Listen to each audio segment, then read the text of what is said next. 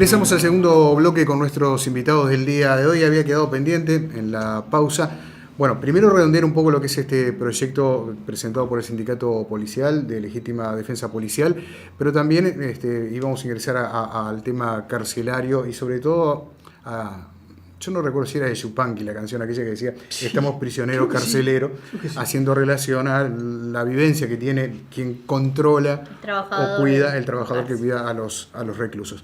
Tema enorme y desde hace muchísimos años sí los hay. Pero terminemos de redondear lo que es este proyecto. Y el proyecto, la idea es como te decía, es una presunción relativa sobre ciertos comportamientos que va a llevar adelante la policía cuando tiene que repeler algunas situaciones de agresión ilegítima, y va a tener ese cuadrante que le va a permitir exhibir ese tipo de testimonio.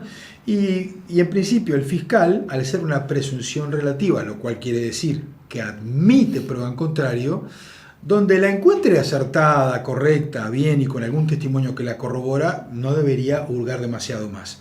Admite prueba en contrario. Por eso lo hicimos, porque había alguna gente que nos decía, no, pero tendría que ser una presunción absoluta. No, pues si es absoluta, ahí sí estamos en la locura completa. Claro. Es una presunción relativa, o sea, es una presunción que es como que le permite, lo empuja al policía a que no tenga dudas. La clave es esta, no te miento nada, Pepe, a que no tenga dudas. Cuando tiene que actuar y tiene que reprimir, no tiene que tener ningún tipo de dudas, porque si no reprime él, resulta que ese tipo va a terminar actuando y capaz que afectando a terceros. Afectando a un tercero, y tiene una niña raptada, tiene un menor cooptado, tiene una mujer encerrada. Y digo, en esos casos no hay margen de duda. Y yo no soy vos me conocés, un tipo extremista no lo soy, francamente no creo en la violencia, pero creo que la última ratio que tenemos en el derecho penal y en el derecho penal policial es el uso de la represión legal. Y claro, bueno, y me parece que en ese momento hay que aplicarla. Y acá a veces nos ha pasado, y es un sincericidio que te hago, que a veces algunos policías tienen dudas. Porque tienen el temor o la preocupación de actuar, son los menos, pero tienen dudas de actuar en un escenario en donde hoy o mañana, bueno, capaz que comprometo mi propia carrera. Porque nos ha pasado situaciones muy atípicas, no se trata de recriminar nada, pero de contar la verdad, en donde en fiscalía y con la justicia salimos bien, y de repente en el plano administrativo hay una reprimenda, y hay una investigación, y hay una actuación donde se dice, bueno, acá hubo una omisión, hubo negligencia.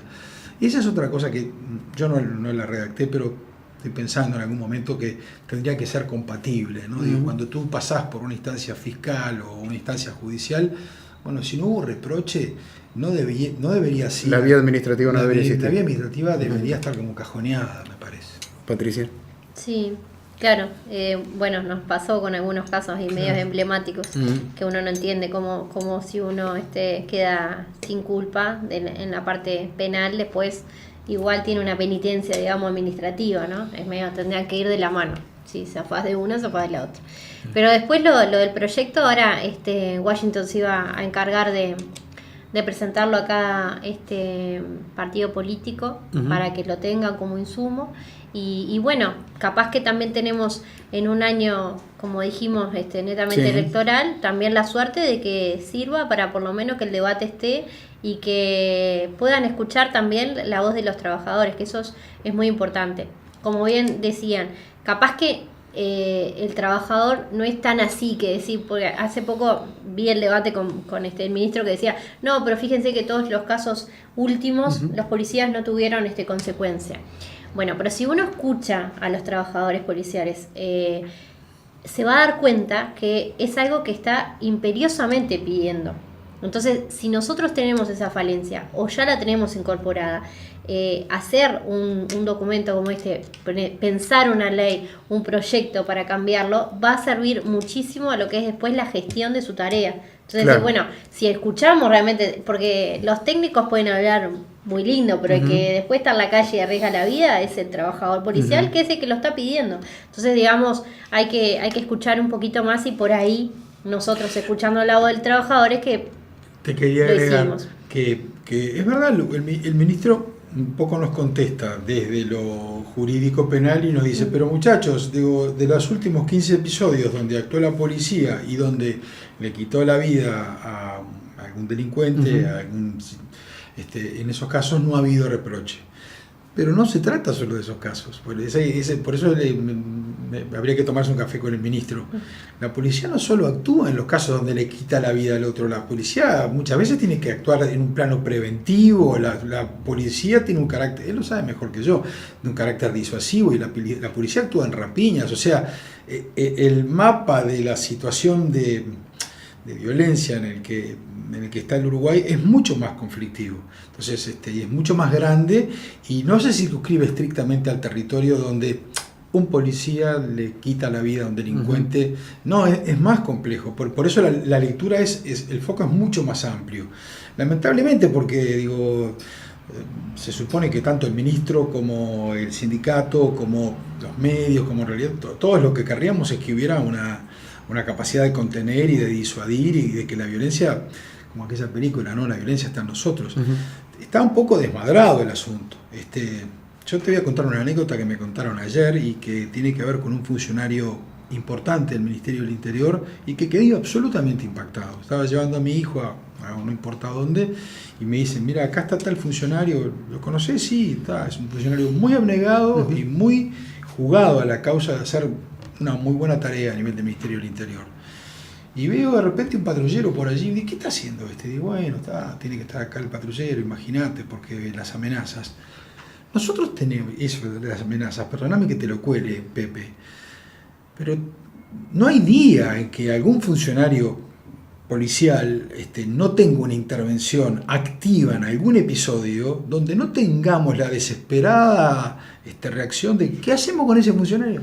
Ese funcionario que actuó en el barrio tal, cual o tal, hace 2 o 3 días, no importa, 2 funcionarios que actuaron, intervinieron el fin de semana en un episodio, ya están marcados. Entonces, sí, con el agravante de que quizás esos propios funcionarios policiales después vayan a vivir al mismo barrio. Sí, sí. O vivan en el mismo porque barrio. Porque están en el mismo barrio. Entonces ya los marcan y ahí nosotros, la verdad que a instancia de Patricia y con el sindicato hemos tenido a veces fortuna, pero medio por buena voluntad, ¿no? Sí.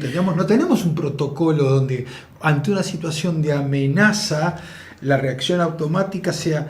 Hemos alguna vez en estos años, yo estoy usando mucho la palabra, que tápenme la boca, pero digo, hemos tenido que hablar con el jefe de policía. Bueno, y el propio, o sea, lo poco que hay es a raíz de esas reuniones que nosotros tuvimos en su momento con Vázquez, que estaba interino, que tuvimos una situación muy compleja con la compañera que le habían incendiado su casa y muere en el incendio de su casa.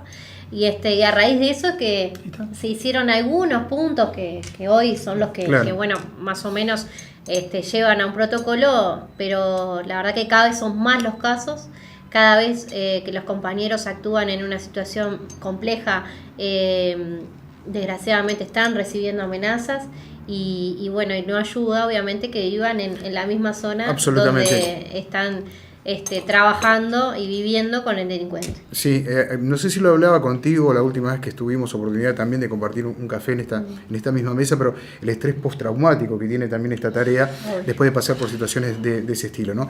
Y cómo sobrellevarlas, porque después hay que volver a salir. Y hay que volver a salir y hay algo que nosotros ahora nos estamos animando un poquito más a contarlo porque también tenemos cierto pudor, pero la verdad es esta. No debe haber funcionario en la vida de la República que tenga un grado de afectación emocional como el policía. No hay. Realmente no hay otro. Probablemente algún neurocirujano, algún cardiólogo, algún médico en situaciones de altísimo estrés. Pero lo que nosotros conocemos a nivel de sanidad policial, hospital policial, de situaciones de policías que están realmente afectados y que algunas situaciones han terminado en dramáticas porque han terminado muy mal, porque ha habido hasta algún que otro suicidio policial, te confieso, es estremecedor. Y la verdad es que yo le contaba a mis compañeros del sindicato el otro día, les decía, nada, estuve por otra actividad tomando contacto con otros núcleos policiales del mundo y me doy cuenta que este tema lo abordan. O sea que el tema de prevenir la salud mental del policía y de generar un grado de equilibrio emocional es imprescindible. Es fundamental. Absolutamente sin duda. imprescindible. Sin duda. Y ahí esto me parece que nosotros estamos todavía muy verdosos, muy a piecito. Sí, para terminar, si me permiten, este capítulo vinculado a este proyecto de ley, Dale. tú vas a hablar con representantes de todos los partidos políticos. Sí, hemos hablado con algunos de ellos, pero se lo estamos mandando a todos. Porque la idea es que... Y sin que se adueñen del proyecto, por decirlo de alguna manera gentilmente, vos que conocés los tiempos parlamentarios además, y cómo tejer o surcir acuerdos, ¿qué posibilidades tiene? Yo le digo a Patricia y a la gente amiga del sindicato que yo soy muy optimista por esto, porque no sé si en el corto plazo, porque creo que la elección interna los enloquece a los partidos políticos y los mete en una especie de remate final, y después del 31 de junio, si te tengo que confesar, creo que es casi imposible que se cuele un proyecto. Pero lo que tiene interesante es que, también soy muy franco en esto, ahora me sale el politólogo, después del 31 de junio quedan menos actores. O sea, quedan menos actores a la cabeza de los partidos. Quedan 4, 5, 6 jugadores que están más o menos ahí en la movida. Quiere decir que nosotros, porque hemos tenido que hablar con un montón de gente, y con legisladores, y con algunos que son pequeños, pero después del 31 de junio quedan 4 o 5 jugadores que vos decís, bueno, o jugadoras. Claro, y jugadores, bueno, sí, puede ser, o jugadoras, claro, pero son 4 o 5. Entonces, eso hace que para nosotros de repente el diálogo ahí sea más fácil. Claro. Igual, yo no voy a mentir, yo creo que esto es probable que se vaya elaborando, y cualquiera sea el signo del partido que venga, si es el mismo, si hay alternancia democrática, yo estoy seguro que se va a colar. Se va a colar bien, en el buen sentido, y además, también lo hablamos con Patricia, nosotros no somos necios, o sea, presentamos un proyecto que sabemos que puede ser modificado. A ver, vos sos un periodista político de tanto tiempo que sé con quién estoy hablando. Esos proyectos que parecen simples cuando uno los lee, cada palabra, cada tiempo de verbo, cada conector, cada sustantivo y adjetivo, en el Parlamento es un debate de 3 meses. Sí. O sea, claro. Se entenderá. ¿Por qué se entenderá y no se deberá? ¿Por qué esto no es sobre...? Bueno, entonces empieza ese debate que lo conozco de memoria y te lleva 6 meses. Ahora, yo soy muy optimista de que me parece que ya hay como una idea de que el proyecto tiene que nacer. El sondeo más o menos que nosotros hicimos a lo largo de estos meses, de las reuniones que tuvimos con los diferentes candidatos de todos los partidos políticos, yo creo que un 90% de ellos todos manifestaban que sí, que debe haber un cambio, o sea que en realidad no estamos tan errados en el camino, claro. ni es algo que no estén pensando también ellos, así que está más o menos porque bueno. Ahí te tiro una buena del gobierno, porque hay que ser franco, este periodo de gobierno nosotros, el país, ¿no?, modernizó su ley de procedimientos policiales y es buena. Es una buena ley de procedimientos policiales. Lo que pasa es que, claro, la gente, ahí hay un contencioso bien interesante, la gente no cree que valga lo mismo la ley de procedimientos policiales que el Código Penal. Valen igual, son leyes que tienen la misma entidad, pero el Código Penal es como una cosa medio sacrosanta en este país, es como la Virgen María, uno lo ve ahí, bueno, está fenómeno. El nuevo Código del Proceso Penal, ¿cómo está impactando en el trabajo policial? En la parte de, como decía Washington al principio, de la relación con los fiscales, fue bueno. Si bien al principio hubo que ajustar y pulir un poco todos los destiempos, y bueno, también la carga horaria que están teniendo los fiscales, que es demencial también, ¿no? Todos los casos que van teniendo y demás. Pero bueno, la complejidad pasó a ser un trabajo mancomunado. Y en ese trabajo mancomunado, porque las investigaciones se hacen en conjunto, porque uno está todo el tiempo en coordinación con la fiscalía, yo creo que pudo hacer que el fiscal entienda mejor lo que es el trabajo de la policía, y también el policía a la parte fiscal. Claro. ¿No? En ese conocimiento, hoy creo que es parte de los resultados favorables que tenemos hacia algunos casos donde el policía se enfrenta al delincuente y no ha terminado procesado, como antes uno estimaba que podía ser más factible. Aunque se mezclen el viejo con el nuevo, el viejo código con el nuevo. Se mezcla cada vez menos, pero probablemente ahí Jorge Díaz está planteando 2 modificaciones en el Parlamento que a mí me parecen importantes, por lo menos la que tiene que ver con la declaración de a la policía in situ. Sí. A ver, pongamos un ejemplo. Son las 3 de la mañana de un sábado a la noche y se produce una desgracia X en la puerta de tu casa. Y viene la policía y tiene este instrumento. Y bueno, y agarra y graba. Te graba la versión PPC, a ver qué pasó, no sé cuánto. Bueno, yo vi que pasó esto, lo otro. Tiene que tener valor probatorio. O sea, no es necesaria la presencia del fiscal. Si está bien, bien, pero si no está, máxime, porque hoy además la policía, que ha tomado mucho recaudo de la policía, se filma a sí misma para cubrirse. Eso es un acto de inteligencia que ha tenido la policía, más de una persecución que otra. Yo he estado en fiscalía donde la prueba de que el procedimiento policial está correcto es que el compañero que está atrás está cubriendo al de adelante en la filmación, y de repente en la aprehensión del sujeto, que es un infractor, ya no viene acá el cuento más de que no, me pegaron una tunda. Ya no te pegaron nada, porque mirá, acá está el video. Cómo es que simplemente como que te inmovilizan, te ponen quieto y te dicen quédate tranquilo. O sea, que hay elementos que permiten empezar a probar. Y esta fue toda una... Hubo un caso hace poco en una marcha, al finalizar una marcha. Ahí está. Acá en el centro. Ahí está. Y esta es algo que es sutil, Pepe, pero no es menor.